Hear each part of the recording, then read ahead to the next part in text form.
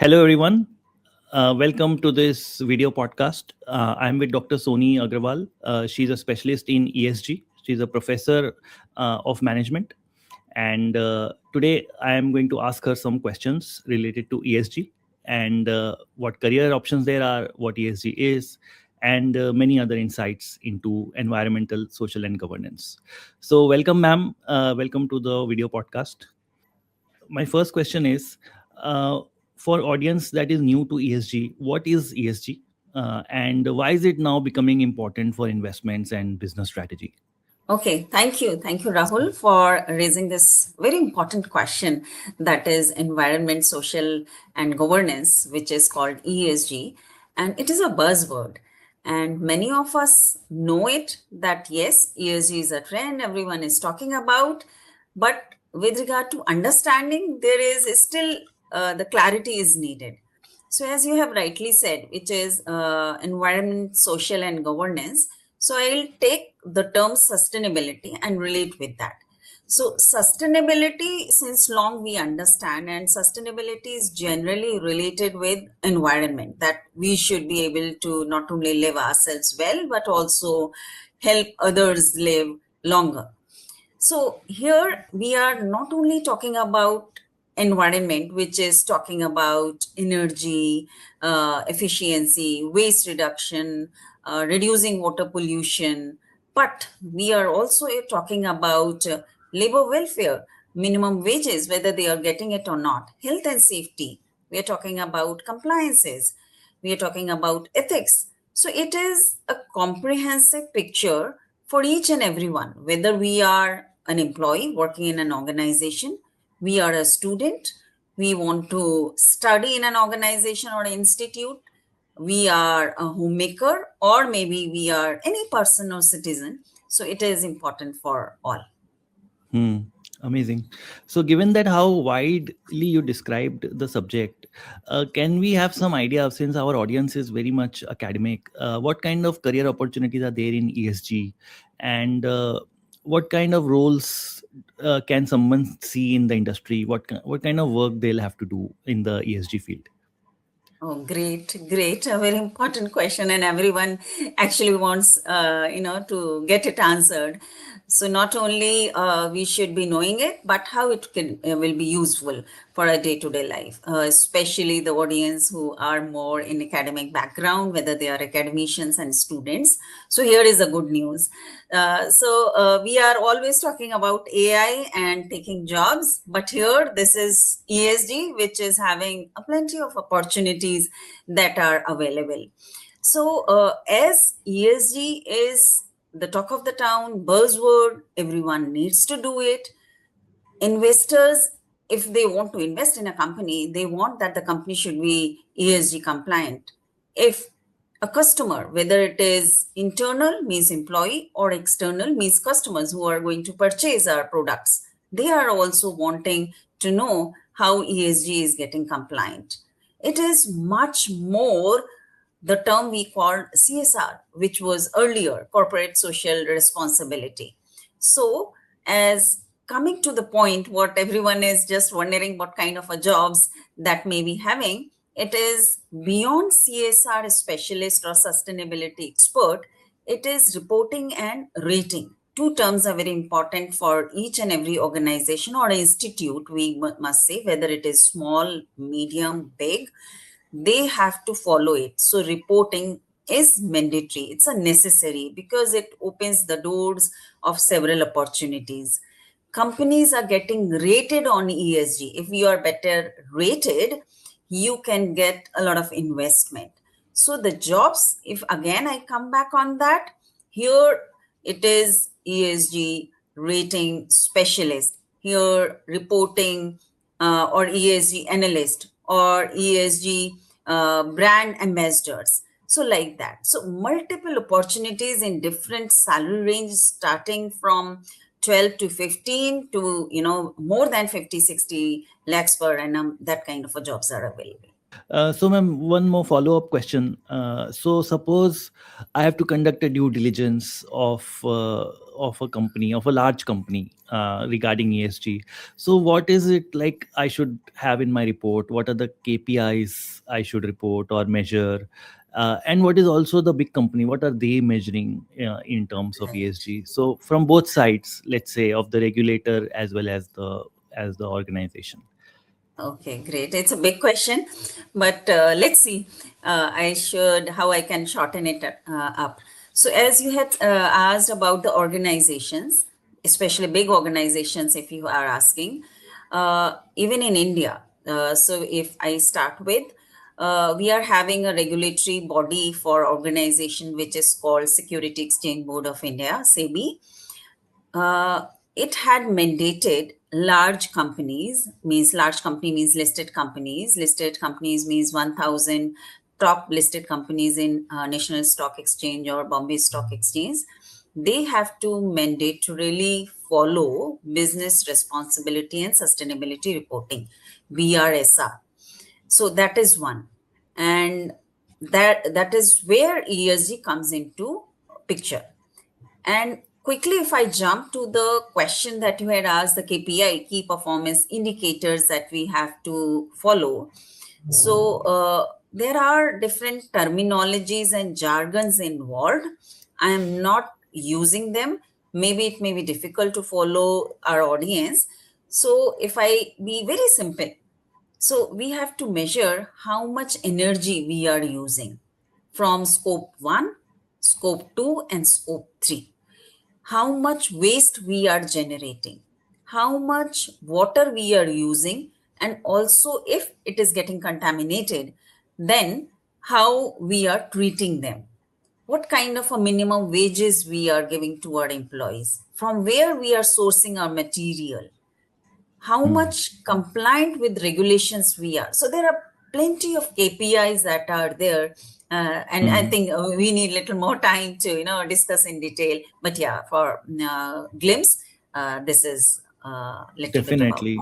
Definitely, ma'am. I think Gen Z is also looking at these factors before deciding what products to purchase. So I can understand what you are trying to say here. Ma'am, one more question is about MSMEs. So large corporations are fine. So they have been doing it for a long time, and they have been doing CSR earlier. So what's in it for MSMEs? Is it like an expense for them, or is it an opportunity for them? How they can position themselves to use ESG to their advantage, and still do good for the planet. Oh, wow, great. Little closer to my heart, MSME, we call it micro, small, and medium enterprises. No, it is not only for large or corporations, but MSMEs rather largely get benefited from this ESG compliance.